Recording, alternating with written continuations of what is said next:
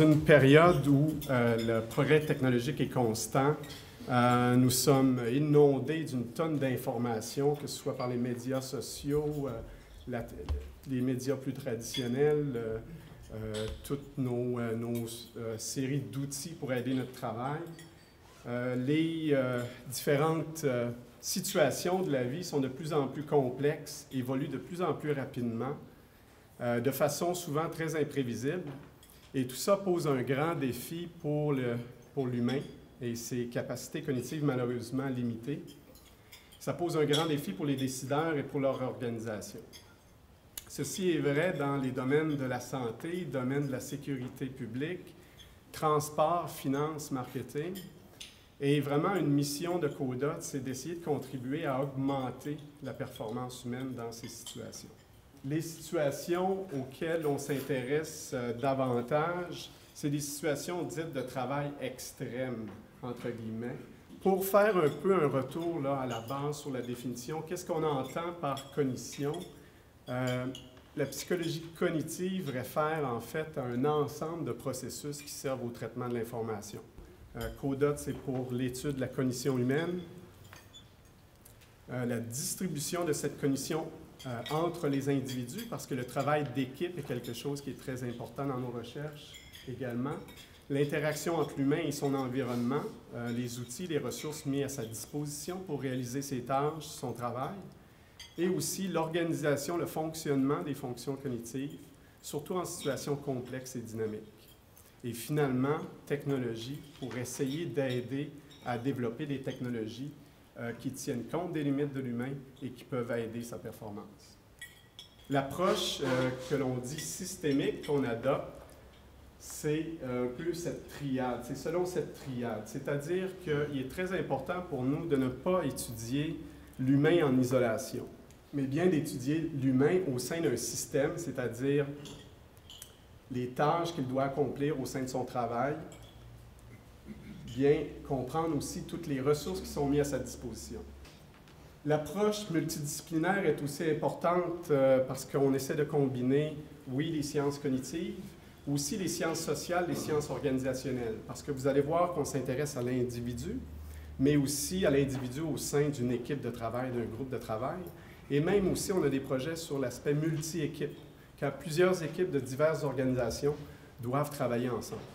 Donc, vous allez voir surtout la méthode au sein de notre laboratoire, c'est l'approche de la méthode expérimentale, mais qu'on amène à un niveau de validité écologique, de réalisme un peu plus élevé. Donc, on utilise des mises en situation, des simulations. Quand je parle d'expérimentation, c'est des tests un peu sur mesure pour nos questions par rapport à la cognition, au travail collaboratif. C'est des simulations que l'on dit fonctionnelles, donc ce n'est pas comme un simulateur à très haute fidélité, mais plutôt une reproduction de toutes les fonctions, les activités requises pour un domaine de travail donné. Une étude qu'on a faite en collaboration avec la Défense ici, Thales, et aussi une firme britannique, Kinetic, c'est dans le contexte de la prise de décision maritime. Donc le travail des coordonnateurs tactiques à bord des frégates de la Marine canadienne. C'est des situations où il y a des multiples décisions sous pression temporelle qui doivent être prises, contraintes de stress assez élevées également, surcharge d'informations, beaucoup d'interruptions de tâches, de distractions, espace assez restreint pour le travail. Donc, beaucoup de défis pour l'opérateur. Et des solutions souvent abordées, c'est, bon, on va automatiser davantage ou encore on va ajouter un autre système pour l'aider pour telle tâche qui fait moins bien. Donc, le but ici, c'était d'essayer d'objectiver quels sont réellement les problèmes cognitifs de ces opérateurs et d'essayer de voir si on ne pourrait pas avoir des solutions le plus intelligentes possible. Donc, le participant ici en laboratoire va jouer le rôle d'un contrôleur, d'un coordonnateur tactique. Ça ressemble peut-être à un contrôleur aérien. Il doit bien analyser tous les objets entourant la frégate. La frégate est au centre ici d'un radar géospatial. Et il doit sélectionner tous les objets qui apparaissent dans son écran pour avoir davantage d'informations ici sur toutes les propriétés de l'objet qui peuvent être connues avec les senseurs. Et le plus rapidement possible, prendre une décision par rapport à l'hostilité potentielle de l'objet. Donc, ce que ça confirme, c'est qu'on a à peu près 6,5% de changements manqués, même si les yeux étaient exactement à la bonne place. On regarde à la bonne place, mais au niveau attentionnel, on n'est pas prêt ou on n'a pas la capacité pour traiter l'information. Je reviens à cette simulation là, du travail d'un coordonnateur tactique au sein des frégates de la Marine canadienne. Donc, le même outil que je viens de présenter tantôt. Et vous vous rappelez, il y avait des règles d'engagement bien précises que j'ai un peu décrites. Donc, ces règles, chaque fois que la personne va sélectionner un objet, elle doit bien considérer la trajectoire, l'altitude, si les senseurs ont décelé une émission électronique militaire ou encore armes détectées. Et la règle, elle est bien simple, elle est bien enseignée aux participants et elle est très rationnelle. Hein? Chacun des 4 indices a un poids équivalent dans la décision. Et tout simplement, pour juger hostile, il faut plus de 2 indices menaçants, incertains, exactement 2 indices. Donc, pas si compliqué et comme je disais, chacun des indices est censé avoir la même importance. Donc, si l'humain est totalement rationnel, il n'y a pas un indice qui devrait être plus saillant ou plus important que l'autre. Pour ce qui est du mur de la complexité, ici, on parle de situations assez différentes de celles, disons, qu'on vient de discuter en pilotage ou encore en évaluation du risque. C'est une situation où c'est plus des décisions de l'ordre stratégique, avec sans trop de pression temporelle. Mais un problème très complexe. Donc, un système complexe a une définition simple de ça. C'est un réseau d'éléments hétérogènes qui peut évoluer de façon et interagir de façon non linéaire. Et les propriétés, les grandes propriétés, c'est qu'on va retrouver un grand nombre de facteurs en interaction. C'est des systèmes qui vont évoluer seuls, hein, avec ou sans intervention, qu'on décide, qu'on essaie de contrôler le système ou pas. Le système va évoluer. Mais ce qui est surtout des fois le défi pour l'humain, c'est que nos décisions, nos interventions, il va souvent y avoir un délai avant de pouvoir mesurer leur impact. Hein, on le sait au niveau de l'élaboration de nouvelles politiques au sein d'un groupe, d'une organisation, l'impact d'une nouvelle décision ne sera pas immédiat. Donc, peut-être une approche qui on parle de plus en plus depuis quelques années, c'est l'approche par le jeu, le jeu sérieux, le terme « serious gaming ». Si vous faites un Google, on voit beaucoup d'écrits là-dessus, beaucoup d'utilisations récentes. Surtout, jusqu'à présent, sert à peut-être des habiletés de plus bon niveau, mais l'effort de recherche qu'on fait en collaboration avec Valcartier, d'autres organismes, et de peut-être voir à quel point ça pourrait aider à franchir un peu ce mur de la complexité. Donc, une première étude, on a utilisé un jeu sérieux qui s'appelle EcoPolicy, qui a été développé par une firme allemande de consultants là, en gestion, Malik Management.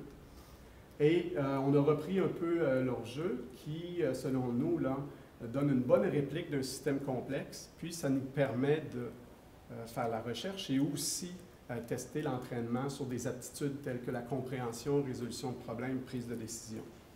Par nos discussions, on a dit qu'on pourrait bonifier l'effet éducatif de ce jeu sérieux en y ajoutant un tutoriel pédagogique, un tuteur intelligent qui a des interventions ciblées, aussi une rétroaction et éventuellement peut-être aussi une collaboration. Donc, Codem, qui a été développé à Valcartier, est un outil, en fait, qui s'inspire d'EcoPolicy, un peu le même thème, mais qui ajoute des fonctions telles que la possibilité de jouer en réseau et d'ajouter un tuteur intelligent, et aussi d'ajouter, peut-être tester des aspects d'algorithmes intelligents comme support à la décision. Pour ce qui est de solutions technologiques, une autre étude,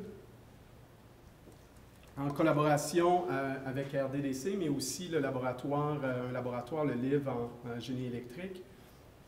On a développé, basé sur des notions de recherche opérationnelle, un outil d'aide à la décision qui vraiment, la base, c'est l'immersion dans une synergie entre 3 grandes fonctions pour la compréhension. On parle de pouvoir explorer des données, simuler des données et se leur bien représenter les concepts. Donc, la bonne nouvelle, c'est qu'à l'aide d'Image, qui est le nom de cet outil de synergie, d'aide à la décision, il y a une amélioration. Hein? On part du contrôle qui est l'utilisation d'outils de base comme Excel ou des outils utilisés, par exemple, encore au Centre de recherche opérationnelle canadien. Et on voit qu'on se rapproche peut-être un peu de l'idéal. Fait que ça, c'est une très bonne nouvelle. La nouvelle un peu moins bonne, c'est que quand on ferme l'outil, la représentation, la connaissance acquise ne semble même pas exploitable. Donc, dans les médias, on a fait beaucoup état de ce problème du multitâche, hein, surtout que les jeunes avec les gadgets électroniques, etc., sont constamment en multitâche. Donc, on a essayé de tester à quel point ce coût est universel et on a dit, ben, on ne pourra pas passer de cette tâche simple à vraiment des fonctions, des activités de milieu de travail. On va faire un peu un compromis. Donc, on a utilisé des tâches un peu plus complexes, si on veut, qui sollicitent la mémoire et qui sollicitent l'habilité à traiter l'information de séquence. Donc, la cognition en équipe nous intéresse jusqu'à présent beaucoup dans des situations de gestion de crise, que ce soit les unités de soins intensifs, la gestion de la sécurité, les interventions multi-équipes pour la sécurité civile ou la gestion de catastrophes. Et une chose qui est importante avec ce simulateur aussi et d'autres du même genre, c'est qu'on a une grande flexibilité à pouvoir scripter, scénariser les situations et on met tout le temps comme c'est dans le monde réel, des buts qui peuvent être potentiellement conflictuels. C'est-à-dire ici, hein, on doit sauver la population, on doit éviter la propagation du feu, puis on doit éteindre le feu existant le plus possible. Mais je vous dirais que souvent, ça pose un grand stress, il y a un conflit. Hein? On va, moralement et pour plein de raisons, on va tout le temps mettre toutes nos ressources pour peut-être sauver la population. Mais si on fait ça, à plus long terme, peut-être qu'on va même davantage affecter la population parce qu'on n'aura pas du tout évité la propagation. Un autre aspect, je ne présenterai pas d'études pour ça, mais rapidement, je voulais le mentionner, qui est très important et qui semble, selon certains de nos résultats, déterminant de la qualité du travail d'équipe, c'est la vision partagée. À quel point les coéquipiers vont partager leurs connaissances, des expertises au sein de l'équipe. Donc, non seulement bien savoir ce que tu dois faire, mais être au courant de ce que l'autre personne doit faire. Pour terminer, une étude qu'on est à la veille d'entamer, qui là est un peu plus compliquée, on parle de multi-équipes. Donc, on parle d'équipes en gestion de crise, comme j'ai présenté, mais 3 équipes. Donc, en conclusion, après tous ces exemples-là, je pourrais dire que si on fait un peu un retour sur ce qui est, disons, des limites qui semblent universelles là, de la cognition humaine, regarder mais ne pas voir. On travaille encore sur des façons pour compenser. Les raccourcis cognitifs, décisions irrationnelles, je pense que c'est la solution, et je ne crois pas, est dans la formation, mais ici, possiblement par la façon de présenter l'information.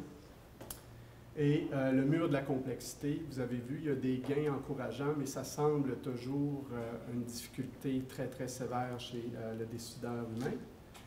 En termes de bonnes nouvelles, on peut voir que la multitâche et productivité, ce n'est peut-être pas si catastrophique que les médias semblent en donner le portrait. Les équipes, on peut démontrer qu'il y a une façon de rendre les équipes plus performantes en changeant leur structure organisationnelle. Et aussi, il y a vraiment des solutions pour rendre les équipes humains et non humains plus efficaces. Donc, je vous remercie beaucoup de votre attention. Ça a été un grand plaisir pour moi de présenter nos travaux.